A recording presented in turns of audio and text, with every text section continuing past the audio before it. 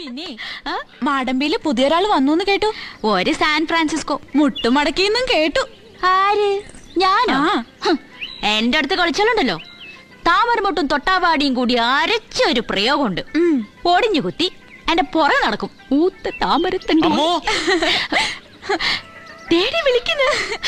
പനിമത്തി മുഖി പാലേ കൂടി അവിടുന്ന്. Interesting.